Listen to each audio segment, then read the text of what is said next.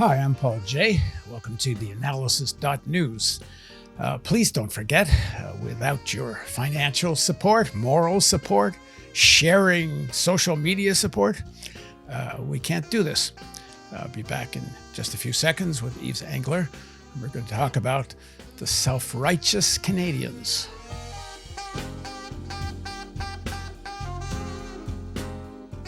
Canadian governments like to portray themselves as the peacekeepers, the more reasonable country that tries to mitigate the excesses of American society and its military machine. Of course, Canada pitches in troops when necessary, but only when it seems like a just and legal war, or so goes the self-serving and self-righteous narrative. Well, Yves Engler has written a new book that exposes the true North's role in serving and making massive profits from the U.S. military-industrial complex. The book is titled Stand on Guard for Whom? A People's History of the Canadian Military. In the Canadian national anthem, O Canada, the phrase, "We stand on guard for thee," is repeated 3 times in 4 stanzas. Just who we stand on guard for is never made clear. But when the first version of the anthem was written in 1880, the main threat to stand on guard from was coming from the South. That said, a 1908 version made Canada's military role clear at the time. Quote, "At Britain's side, whate'er betide, unflinchingly we will stand. With hearts we sing, God save the King. Guide then one empire wide, do we implore." Canadian elites and military have always found it profitable to support empire. And with the coming to power of Prime Minister Lester Pearson, Canada became a full-fledged junior partner of the American global hegemony. In fact, it was President Kennedy that helped put Pearson in power in the first place, in a flagrant manipulation of a Canadian election. More on that later. None of what follows is meant to denigrate the courage and self-sacrifice of thousands of Canadians who served in the Canadian Armed Forces. My father was one of them, flying as a navigator for the RCAF from 1939 to 1945 in some of the most dangerous missions of the war. It was typical of the Canadian government in World War I and World War II to allow Canucks to be fodder in what amounted to suicidal missions, and often pointless ones. My father consciously volunteered to join the Air Force in order to fight Hitlerite fascism, but he never had any illusions about Canada's role in supporting fascism in the lead up to the war, including, as Yves writes in his book, quote, "Canada largely sided with the fascists during the Spanish Civil War. Ottawa refused repeated requests from Spain's elected government to sell it weaponry. In April 1937, Ottawa passed the Foreign Enlistment Act in a bid to block Canadians from fighting on behalf of the Republican government," end quote. That is, fighting against the dictator Franco, who was supported by Hitler and Mussolini. My father's brother volunteered and made it to Spain, in spite of attempts by the Canadian government to obstruct the members of the MacPap Battalion. Yves writes further down, "During this period, Canada found no fault in supplying war materials to the fascist Japanese army that occupied Korea and massacred the Chinese in Manchuria. In the years leading up to the start of the European front of World War II, Japan was the 3rd largest importer of Canadian non-ferrous metals." Every year on Remembrance Day, Canadian children are taught to recite a poem written by a Montreal doctor, John McCrae, in 1915, after thousands of Canadians were slaughtered in Ypres, Belgium. The poem begins, "In Flanders fields the poppies blow." It ends with a call to arms. "Take up our quarrel with the foe. To you from failing hands we throw the torch. Be yours to hold it high. If ye break faith with us who die, we shall not sleep, though poppies grow in Flanders fields." I think it'd be better if kids are taught to read a piece by another Montreal doctor, Norman Bethune, who volunteered to go to Spain and China to fight against fascism. In 1939, he wrote, Are wars of aggression, wars for conquest of colonies, then just big business? Yes, it would seem so. However much the perpetrators of such national crimes seek to hide their true purpose under banners of high-sounding abstractions and ideals. They make war to capture markets by murder, raw materials by rape. They find it cheaper to steal than to exchange, easier to butcher than to buy. Bethune continues, behind all stands that terrible, implacable god of business and blood, whose name is profit. Money is like an insatiable Moloch, demanding its interest, its return, and will stop at nothing, at not even murder of millions, to satisfy its greed. Behind the army stands the militarists. Behind the militarists stands finance, capital, and the capitalist. Brothers in blood, companions in crime. Bethune ends with, such an organization of human society as permits them to exist must be abolished. These men make the wounds. As much as Canadians like to think we're better than that, the real history shows we're not. Now joining us to discuss his new book, Stand on Guard for Whom, is Yves Engler. He's a Montreal-based activist and author. He's published 11 books, including House of Mirrors, Justin Trudeau's Foreign Policy. Thanks for joining us, Yves. Thanks for having me. So you trace quite a bit of history in the book. I'm going to kind of jump ahead and in future interviews pick up some of the other pieces of history.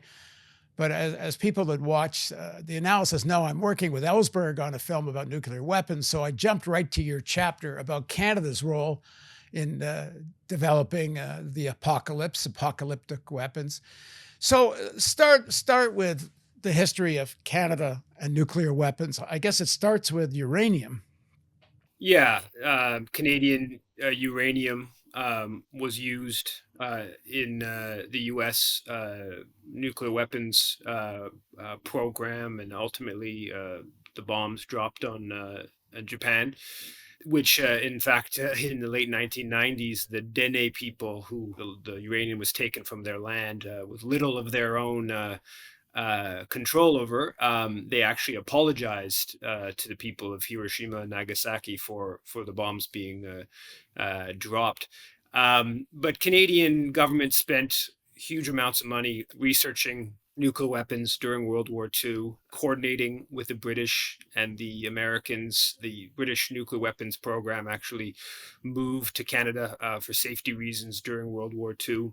And Canadian officials were signatories to the Quebec Agreement between the U.S. and the British around nuclear weapons development. And Canadian officials were aware that the nuclear weapons were going to be dropped on Japan. So there's a history of Canadian support for nuclear weapons. Prime Minister, after the Hiroshima and Nagasaki are bombed, says that he's in his diary says that he's happy that this took place on the Asian races versus the European races, reflecting a certain kind of racism.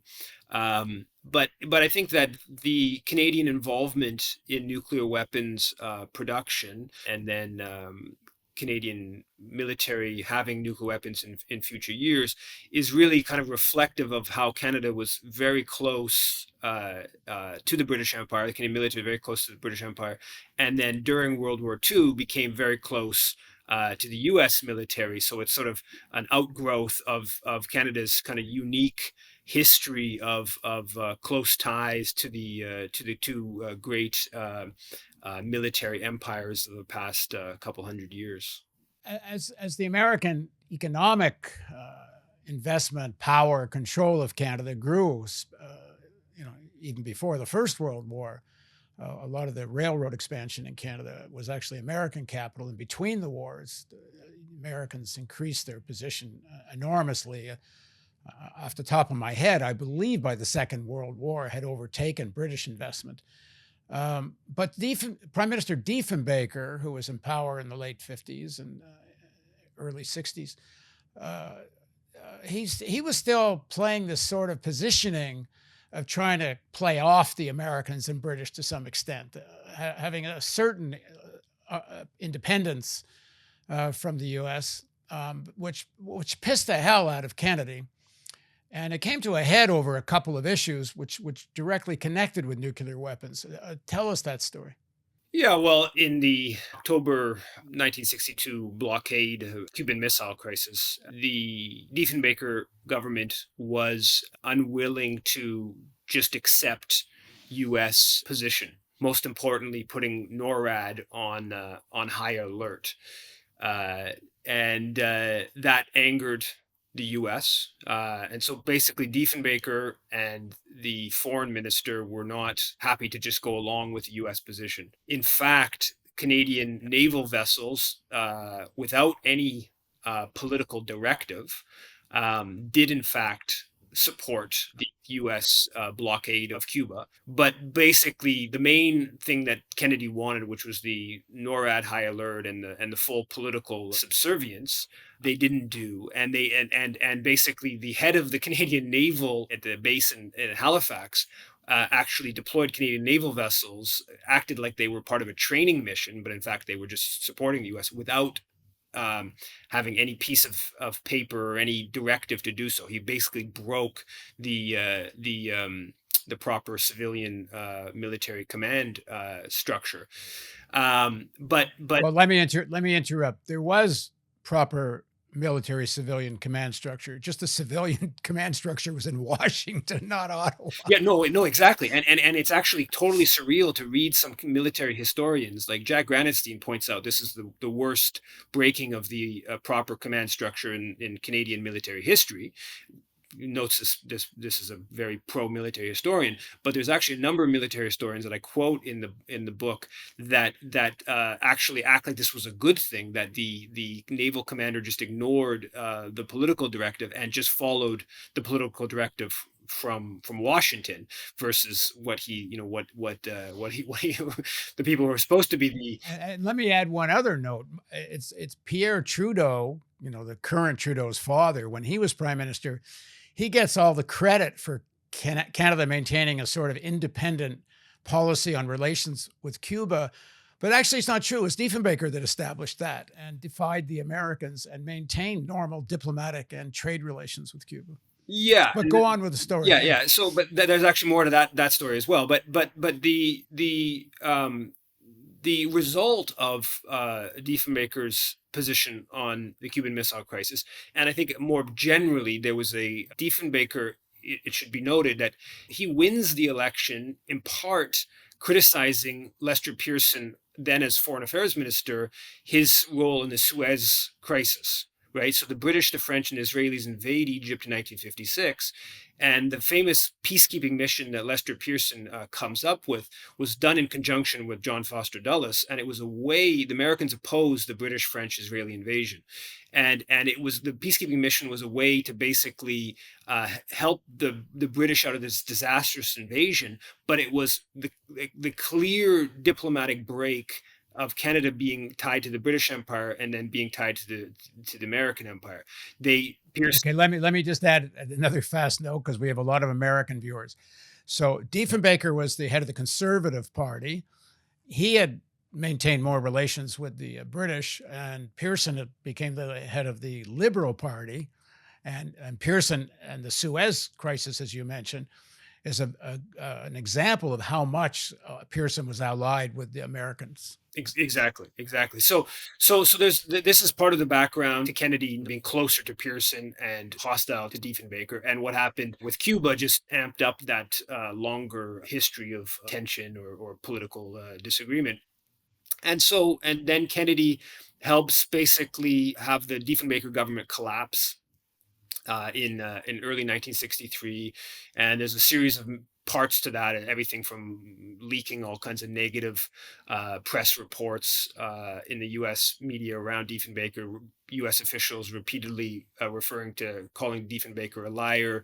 The head of NATO comes to Ottawa in early 1963 to basically say that Diefenbaker's refusing to take Bomarc missiles is undermining Canada's role in NATO alliance. So there's a whole series of measures that Kennedy pursues to precipitate the fall of the Diefenbaker government.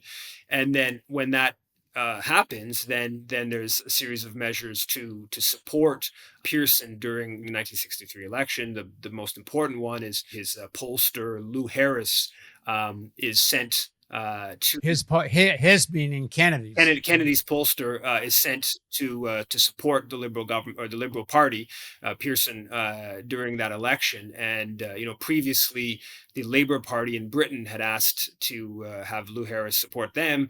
That was refused, but then it was granted to Pearson.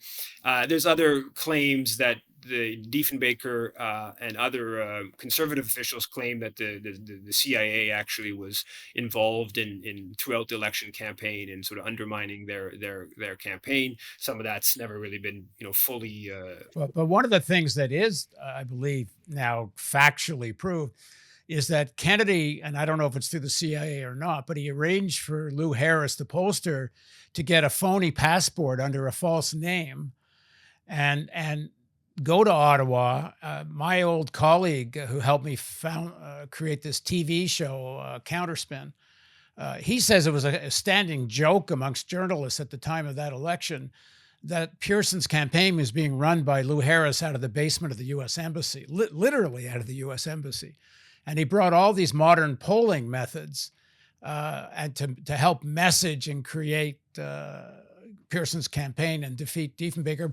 But let's talk a little bit more about that Bomarc missile issue, because that's a big deal. Kennedy wanted nuclear-armed Bomarc missiles on Canadian territory as part of this SAGE radar system. Was supposed to shoot down Soviet bombers when they come in.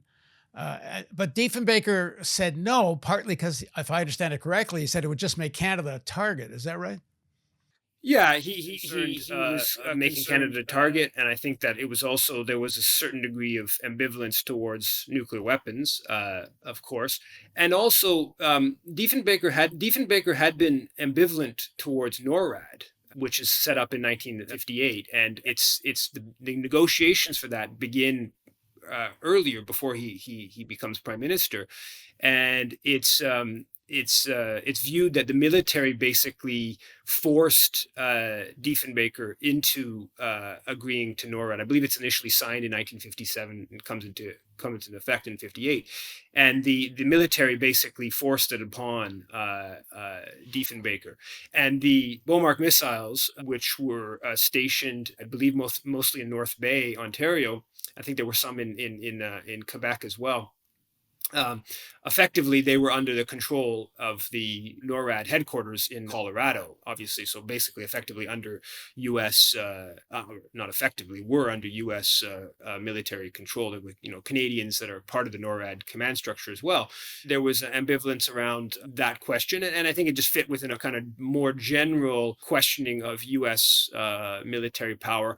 Now, I'm kind of a little bit ambivalent around Diefenbaker, because he was somebody who was supportive of the British Empire, and it's not like the British military and the British Empire was some sort of democratic or humanitarian force.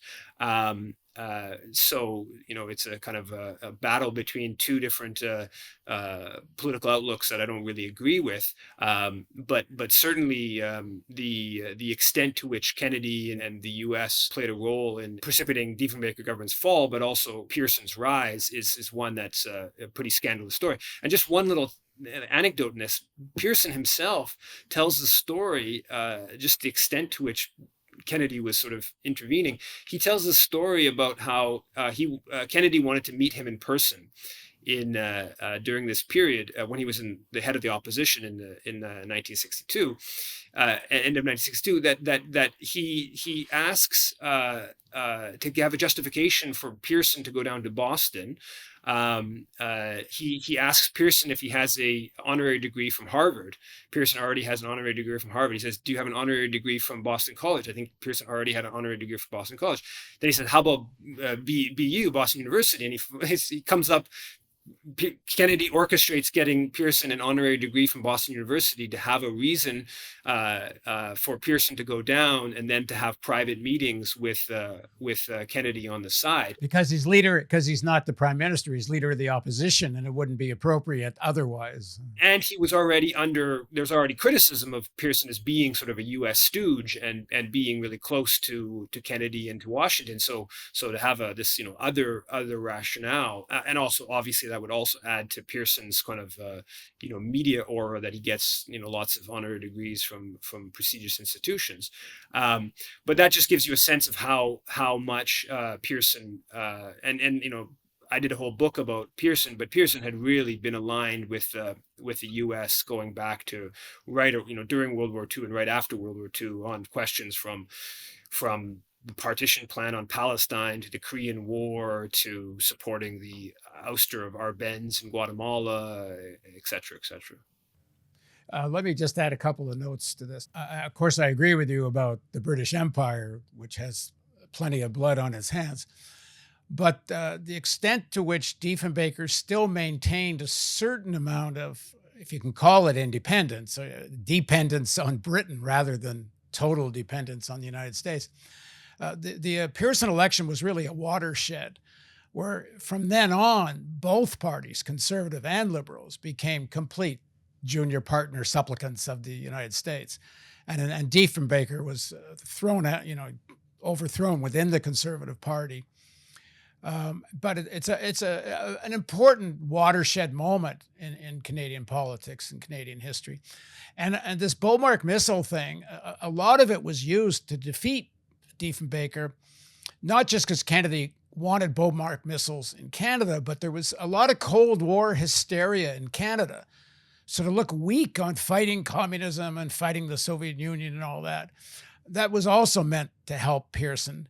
And in fact, as I understand it now from talking to Ellsberg and others like Lester Ernest, who worked on the SAGE radar program, which is the one that controlled these missiles. The SAGE radar was supposed to detect the Soviet planes, and then the missiles would be guided by computers to go hit them, which in itself was insane because over Canadian territory, you would have nuclear Soviet bombers hit by nuclear weapons over Canadian territory.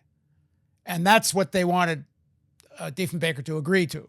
2 nuclear blasts over Canada. The whole thing was bloody insane. The only other part to it is SAGE never worked. If people had watched my interviews with Lester Ernest, the whole thing was bullshit. They had never solved the problem of radar jamming. And so they spent $1 trillion over 25 years on this MIT thing. And it was just a boondoggle that a lot of MIT and a bunch of contractors made money out of and wouldn't have worked for 1 minute. And Kennedy knew it, but he needed to rub Diefenbaker's nose in this Bomarc missile thing. They wanted to establish the principle or precedent of nuclear weapons on Canadian soil. And he just didn't damn well like that Diefenbaker had said no. And apparently they also wanted Canada to have, in Europe, that Canadian forces should have some nuclear weapons. And apparently Diefenbaker didn't agree with that either. So there was an anti-nuclear thing in fact, in that sense, there were sections in Washington that sort of agreed with him, but not dominant. Anyway, let's move on. But just to sum all this up, essentially, United States carries out a regime change in Canada in order to assert its full power over the Canadian foreign policy and certainly military policy. But that ain't all. Let's go on. Should we go on to CANDU reactors at this point? Yeah. So in the book, I suggest that after the 9 countries that have nuclear weapons, Canada is kind of next in line as playing the biggest role in nuclear proliferation. And one element of that is the exporting of CANDU reactors, nuclear reactors, to at least a half dozen countries.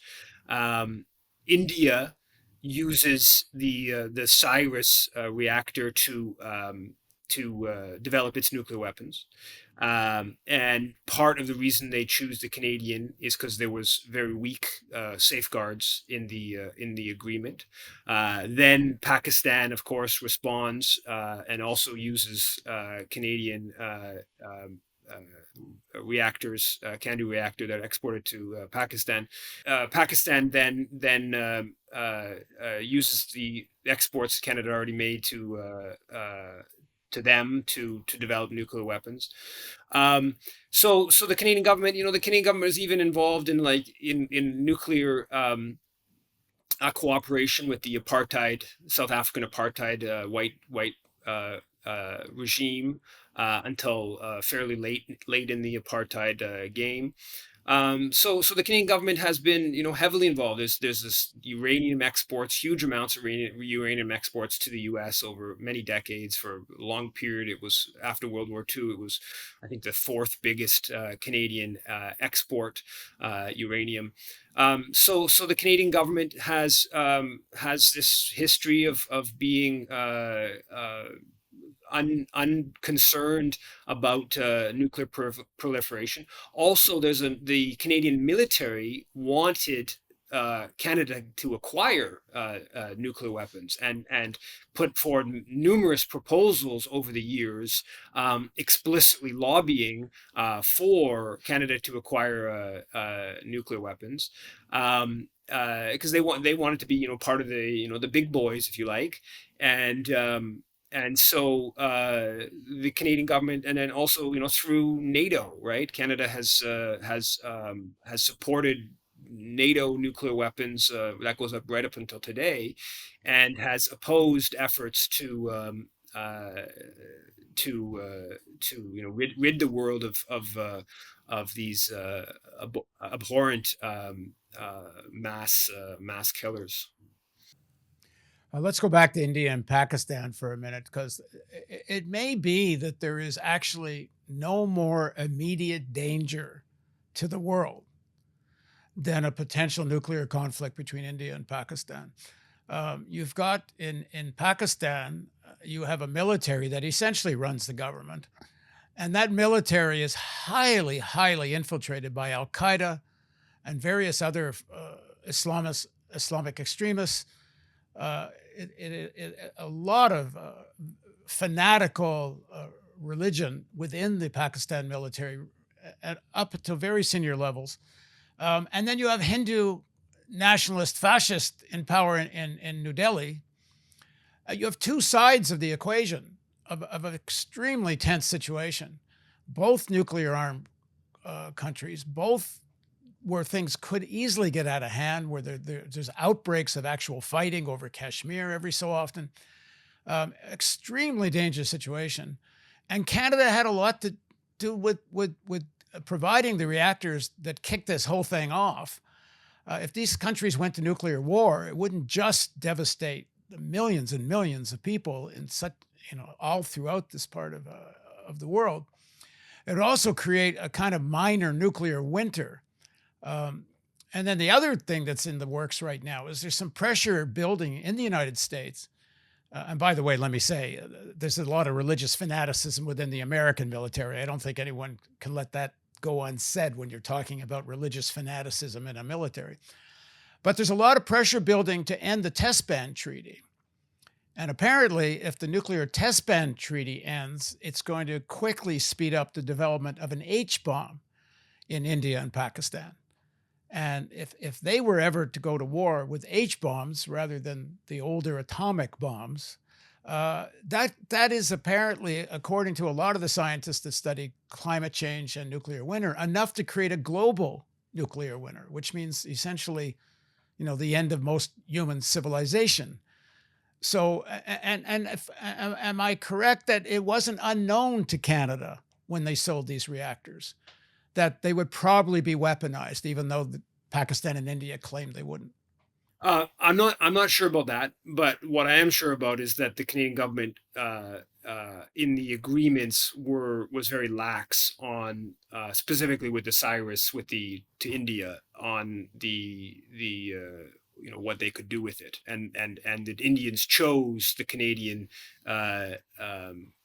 technology to, because of precisely for that reason. After India tested its first nuclear weapon, the Canadian government brought in restrictions on any exports to India.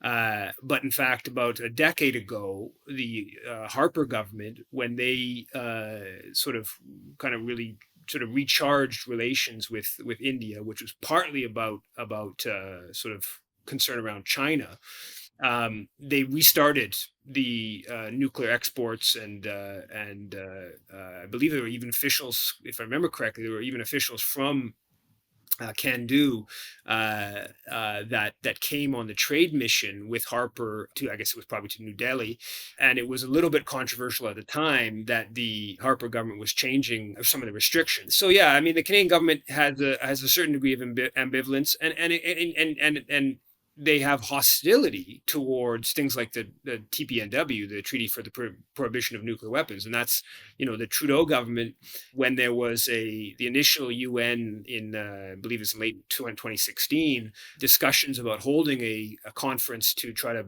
come forward with an agreement to work towards banning nuclear weapons. The Trudeau government voted against it. Then Trudeau himself mocked it when they held a conference, and about 2/3 of the world's countries attended. Canada didn't attend. And then when the treaty was signed, Canada has refused to sign, and then it was finally it hit I think 50 signatures, 50 countries signing. So it came into effect in January of this year.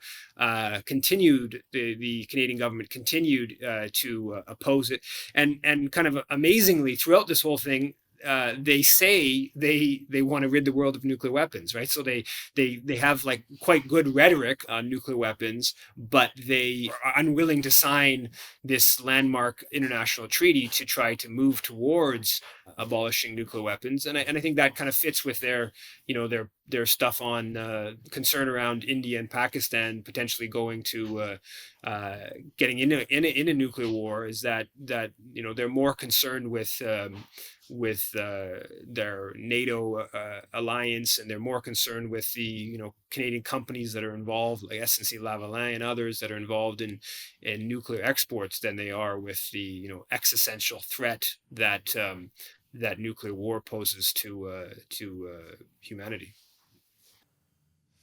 I just add one quick note on Pakistan. It was the Reagan government that also facilitated, or looked the other way at the very least, as Pakistan developed its bomb, even though I believe there'd been a law passed in Congress banning any support for a Pakistani bomb. When Pakistan collaborated with Reagan in arms shipments to Afghanistan, that Reagan agreed to let the Pakistanis develop a bomb without any interference. The new German government just elected the foreign minister is from the Green Party, and apparently they're going to take a position advocating NATO issue a no first strike of nuclear weapons declaration. And that, if I understand it correctly, that isn't just a declaration if anybody gets serious about that. It's also about what weaponry you have, because certain weaponry really is designed for first strike. So then you have to start seriously looking at, like, ICBMs are first strike weapons. There's no, a second strike doesn't mean much. Where is Canada on this issue of no first strike? Do you know? I think that they've been opposed to some of those discussions within NATO historically. I don't know where the position is now. I know that the German government has talked about some sort of, I forget the exact terminology, but essentially observer status within the Treaty on the Prohibition of Nuclear Weapons. And I believe the new Norwegian government has also is going to attend as an observer, and that's the Germans following suit is kind of viewed as starting to potential snowball within NATO around not support for the TPNW, but some level of kind of interest in it. And thus far, the Canadian government has been completely hostile to any movements on that front. Now, it's a well-known, laughable secret that Israel has nuclear weapons. Everyone knows Israel has nuclear weapons. Everyone knows Israel has not signed the non-proliferation agreement. When I say everyone, it's practically acknowledged. And Jimmy Carter, former president, came out, I guess, the first senior American to say so after he was president, said that Israel has nuclear weapons.